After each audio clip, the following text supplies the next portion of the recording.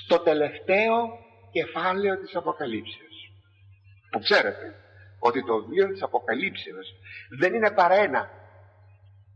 ένα οδηπορικό σε προφητικό χώρο της πορείας της Εκκλησίας. Το βιβλίο των πράξεων των Αποστόλων είναι ένα οδηπορικό, αλλά στο χώρο της ιστορίας της πορείας της Εκκλησίας. Γι' αυτό οι πράξεις των Αποστόλων και το βιβλίο της Αποκαλύψεως δείχνουν το ένα ιστορικά και το άλλο προφητικά την πορεία της Εκκλησίας, που θα τερματίσει, και ο τερματισμός της επάνω στη γη θα είναι και θα συμπέσει με τη Δευτέρα του Χριστού παρουσία. Λοιπόν, αγαπητοί, προσέξτε να δείτε εδώ το φοβερό και το καταπληκτικό. Ειδοποιεί το Πνεύμα του Θεού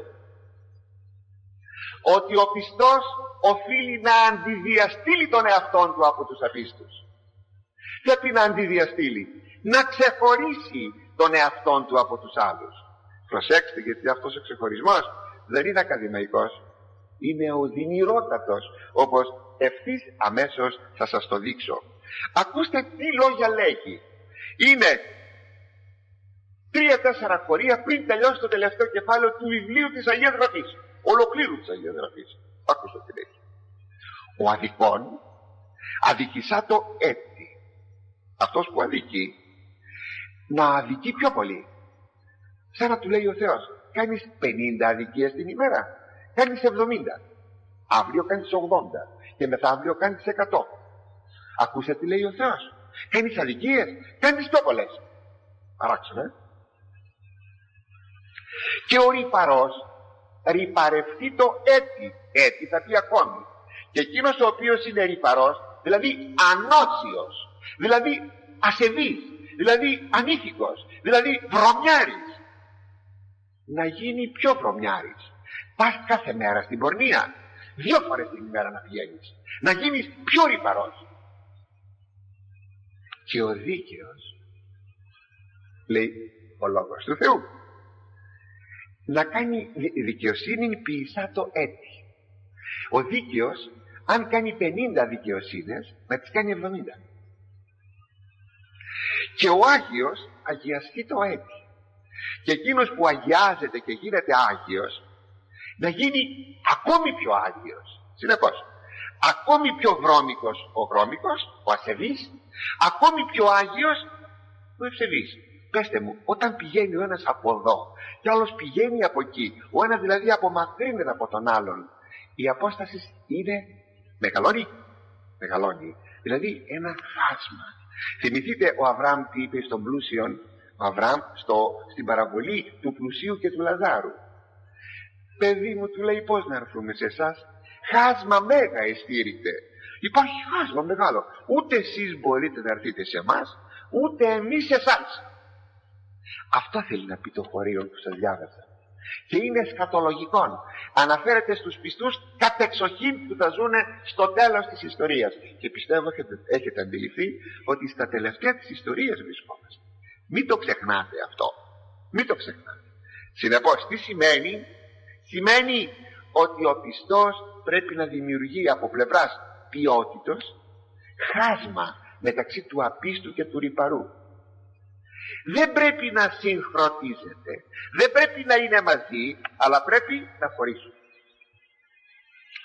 Έτσι λοιπόν βλέπουμε ότι ο πιστός άνθρωπος πρέπει να ξεχωρίσει από τον άπιστο.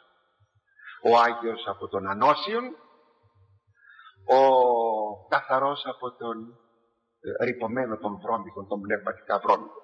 Πρέπει να ξεχωρίσει. Όχι να ξεχωρίσει σε απόσταση τοπική. Δηλαδή δεν θα πάω να κατοικήσω κάπου που να λέω ότι δίπλα μου δεν θα είναι βρώμικοι και αμαρτωλοί άνθρωποι. Ποιοτικά, τροπικά. Δηλαδή εγώ μένω εδώ, μπορεί να μένω στο σπίτι μου μαζί με τη μάνα μου και τον πατέρα μου, το παιδί μου, τη γόρη μου, τη γυναίκα μου, αλλά η διαφορά μου με αυτούς θα είναι πολύ μεγάλη. Προσέξτε αυτό το σημείο. Και για να μην πείτε πώς θα γίνει αυτό, ξέρετε, ο Χριστός είπε το εξής, πολύ φοβερό, πρέπει να τρομάξουμε. 2 άνθρωποι κινούνται στο ίδιο κρεβάτι. Ποιοι μπορεί να κοιμούνται στο ίδιο κρεβάτι? ή μάνα με κόρη, ή γιος με πατέρα, ή σύζυγος με τη σύζυγό του. Το συνηθέστερο είναι οι δύο σύζυγοι που είναι στο ίδιο κρεβάτι. Ο ένας παραλαμβάνεται και ο άλλος αφήνεται. Δύο γυναίκες, λέγει, αλέθουν στο χειρόμυλο, γυρίζουν μαζί την πέτρα του μήλου. Η μια παραλαμβάνεται και η άλλη μένει κάτω. Τι θα πει αυτό? Τη στιγμή που θα έρθει ο Κύριος, ο ένας παίρνεται από τους αγγέλους για να συναντήσει τον Κύριο και ο άλλος μένει στη γη για να κρυθεί. Τόσο κοντινή η απόσταση όπως των δύο συζύγων ή των δύο γυναικών που αλέθουν, που στο χερούλι απάνω της πέτρας ακουμπούν και τα δύο χέρια και είναι τόσο κοντά. Είναι τόσο κοντά και είναι τόσο μακριά. Δεν θα ξεχωρίσουμε λοιπόν τοπικά, θα ξεχωρίσουμε τρόπικα.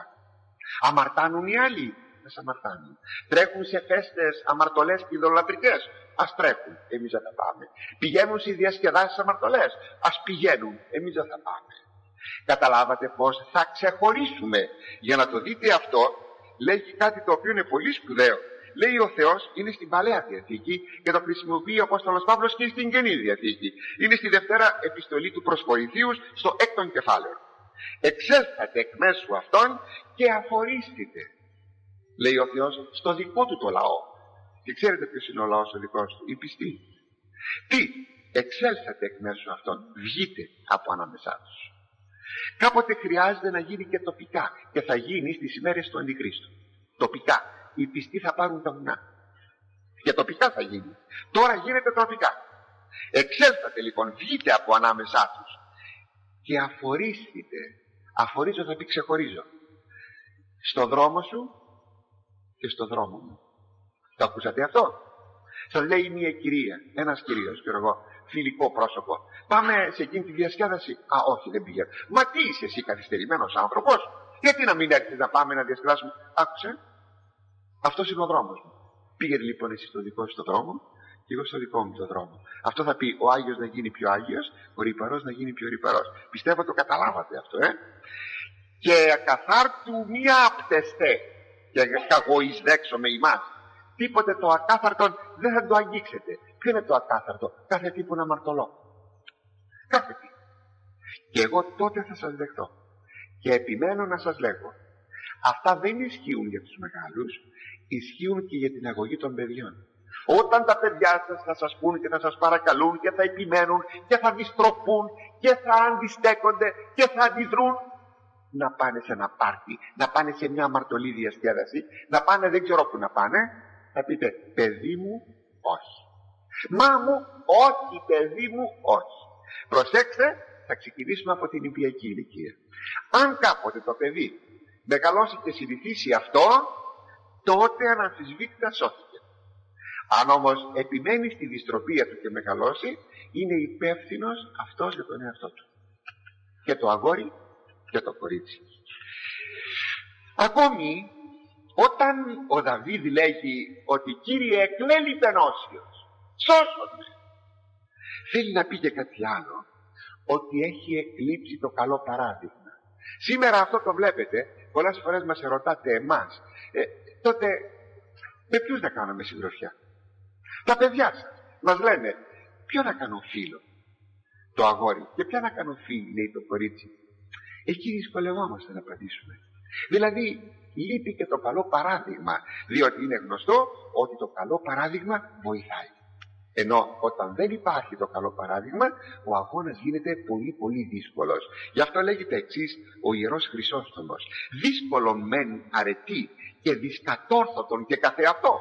Η αρετή, λέγει, από μόνη της είναι δύσκολη και δυσκατόρθωτη. Δεν μπορείς εύκολα να την πετύχεις. Από μόνη της η αρετή. Μάλιστα δε όταν ενσπάνει των αγαθών ανδρών ο εργαζόμενος ή, μάλιστα πολύ παραπάνω, εκείνος που δουλεύει στον χώρο των αρετών, φτάνει να μην έχει καλά παραδείγματα. Να υπάρχει το σπάνιο των αγαθών ανθρώπων. Καθά περγαρφέρει μεν οδηπορία πόνων, πολλό δε πλέον όταν μόνος ο οδηπόρος ή, και μηδένα τον κοινωνούντα της οδηπορίας έχει, ούτω δίκαια εντάφτα. Όπως εκείνος που περπατάει, λέει, σε μια οδηπορία μακρινή. Η οδηπορία, λέγει, είναι κοπιαστική. Πολύ πιο κοπιαστική όταν ο άνθρωπος είναι μόνος του. Έτσι και εδώ γιατί ερμηνεύει αυτό το χωρίο ο Ιερός Χρυσόστομος. Έτσι και εδώ. Λείπουν οι ευσεβείς. Ποιον να δω, από ποιον να πάρω παράδειγμα? Πάντως, πάση θυσία πρέπει να μείνουμε όρθιοι στις τάξεις των οσίων και των ευσεβών. Οτιδήποτε συμβαίνει γύρω μας, οτιδήποτε τελεσιουργείται γύρω μας. Ας το προσέξουμε λοιπόν, αγαπητοί μου, αυτό. Πρέπει να μείνουμε όρθιοι.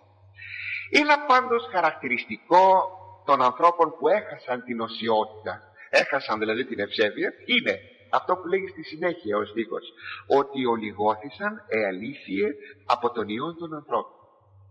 Λιγόστεψαν, λέγει, οι αλήθειες από τους ανθρώπους.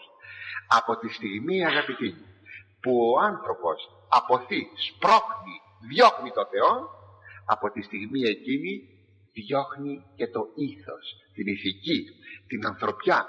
Γιατί απλούστατα πίστη στο Θεό και ήθος είναι πάντα δεμένα. Κόψε το ένα, δεν θα μείνει το άλλο. Εάν, και δεν είναι λίγοι εκείνοι που το υποστηρίζουν, δεχτείς μόνο το ήθος και πετάξεις την πίστη, πολλοί δέχονται το Ευαγγέλιο, λέει τι είναι το Ευαγγέλιο? Μπορεί να μην πιστεύει ότι ο Χριστός είναι Θεός. Τι είπε μόνο ο Χριστός? Αγαπάτε αλλήλους. Αυτό είναι αρκετό. Βρε ταλέπορε, εάν πετάξεις τον Χριστόν την πίστη, πιστεύεις ότι πράγματι θα έχεις αγάπη στους άλλους? Απάνθρωπος θα είσαι. Απάνθρωπος. Και αντίστροφα, δεν μπορείς να κρατήσεις την πίστη και να πετάξεις το ήθος. Τότε, όπως λέει ο Άγιος Ιάκωβος ο Δελφόθεος, δείξε μου από τα έργα σου ποια είναι η πίστη σου. Πίστης και ήθος, ηθική, πάνε πλάι-πλάι. Δεν μπορείς να έχεις πνευματική ζωή χωρίς πίστη στον Θεό. Δεν μπορείς να έχεις πίστη στον Θεό χωρίς πνευματική ζωή. Πάνε πλάι-πλάι. Το λέω γιατί, ακούστε πρακτικά πως γίνεται αυτό το πράγμα. Λέμε, την Κυριακή το πρωί θα πάμε στην εκκλησία. Μετά το βράδυ μπορούμε να πάμε σε πολύ αμαρτωλούς τόπους. Και άμα μας πει κάποιος, να το πρωί σου στην εκκλησία, άλλο το πρωί και άλλο το βράδυ. Καταλαβαίνετε πόσο ανάποδα πράγματα είναι αυτά. Από τη στιγμή λοιπόν που τα πράγματα θα είναι έτσι, τότε αρχίζουν να γίνονται λίγες οι αλήθειες στους ανθρώπους. Ότι ολιγώθησαν, μίκριναν, συρρυκνώθηκαν, μαζεύτηκαν οι αλήθειες. Ποιες είναι αυτές οι αλήθειες? Πρώτα είναι όταν έχουμε το ψέμα στα χείλη. Για να πάρουμε την αλήθεια, αυτό που λέμε λέγω την αλήθεια ή λέγω ψέματα, είναι το ψεύδος των χιλέων. Και δεύτερον, ξέρετε, οι άνθρωποι λένε πολύ εύκολα ψέματα.